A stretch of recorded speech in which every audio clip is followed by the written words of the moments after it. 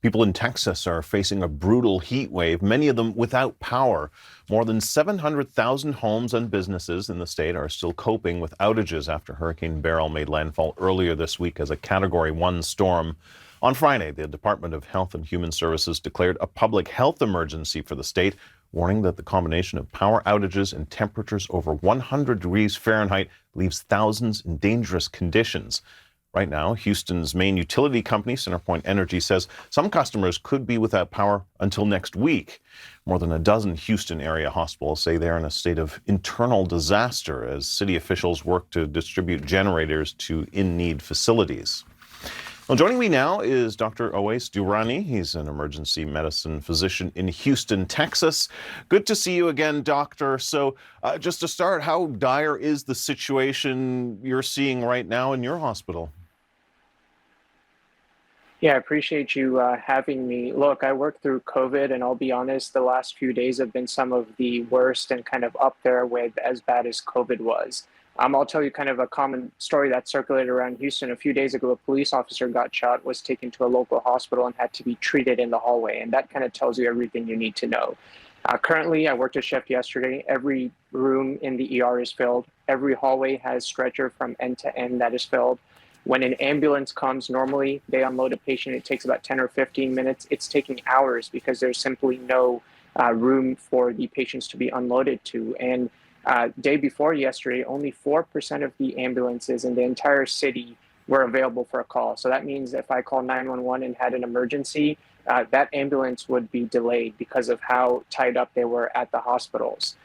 When I want to admit a patient, they stay in the ER. There's no room upstairs in the hospital. Yeah. We transfer a lot of patients, right? So if I had surgery last week for something and they show up to my hospital, best care would be for me to transfer them back to the hospital they got surgery at. That's impossible. And so everything is essentially stuck and not moving, and we continue to get lots and lots of patients. So what are the main medical problems then that you're seeing? What is, causing this huge overflow? Yeah, so it's a combination of things. One is people are running out of their medications. So they may have been on the last few days of their high blood pressure medication or their diabetes medication, their insulin for that. And so they miss a few days of that. They get decompensated conditions of those chronic illnesses, and those turn into emergencies, and they need to be admitted to the ICU. We also are seeing a lot of dialysis patients. So normally dialysis patients have kidney failure. They go 3 times a week to dialysis to get the toxins and fluid removed from their body. Because dialysis centers don't have power, they can't do that. And so we're seeing a lot of those patients that are in very, very sick states. Also, lots of patients use oxygen. So if you have lung diseases or certain heart diseases, you're on constant oxygen. Your concentrator needs energy. And so when that power runs out, you have to go to a hospital to get that power for oxygen. And so that's a lot of the common things we're seeing. And then, of course, the heat. We're seeing a lot of heat-related illnesses as well. I want to broaden this out because many states, not just Texas, but even as far north as New York, they're dealing with extreme heat, which is getting worse, obviously, with global warming. Cities need to really start taking this seriously, finding ways to have more robust responses to extreme heat. Absolutely, 100%. I've lived in Texas my entire life. I've been a Houstonian, and I'm proud of that. But today, not so much. You and I had a conversation a few years ago when it was a winter power outage.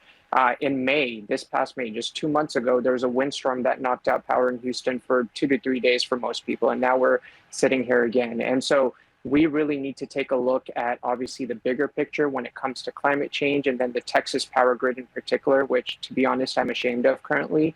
And then we need to prepare. And so if you are someone who has chronic medical conditions, making sure you have at least 2 weeks of supplies of all of your medications, making sure that you have a list of all of your medications, the doses, how many times you take them. So if you do run out and you show up to an ER, I can get you your medications as quickly as possible, and there's less guesswork. And then making sure that those of us that have families that are elderly or more vulnerable, making sure that we're checking in on them and that they have the resources that they need and the help that they need. Yeah, and some cities, Texas, they're talking now about burying the power lines to try and protect some of the energy infrastructure. But in terms of what they should be doing to prepare more, to help citizens who are experiencing this extreme heat, what more can they be doing right now? Yeah, so unfortunately, this is probably going to happen numerous times before we get a final solution. And so, having, for example, cooling centers prepared. We had cooling centers and centers where hospitals could discharge patients to that needed oxygen set up about a day and a half, 2 days into this disaster. These are things that need to be there much far in advance. Also, having action plans for folks who are on oxygen, who are on dialysis, so they know exactly what they need to know do when natural disaster hits. And then the government needs to help them as well. You know, some of those folks are elderly. They may depend on a public bus or a ride sharing service to get them there. Those are not going to be there in a disaster. And so ensuring that there's a list and a repository of those individuals and they have a way of getting the resources when the disaster hits. And so that's going to require a lot of pre-planning, a lot of resources. It's going to take the government, healthcare, and everyone in between to make sure that when this happens the next time, people aren't dying. Yeah, a lot more needs to be done because obviously there will be a next time. Dr. Durrani, thank you so much for being here with us. Appreciate it. Thank you.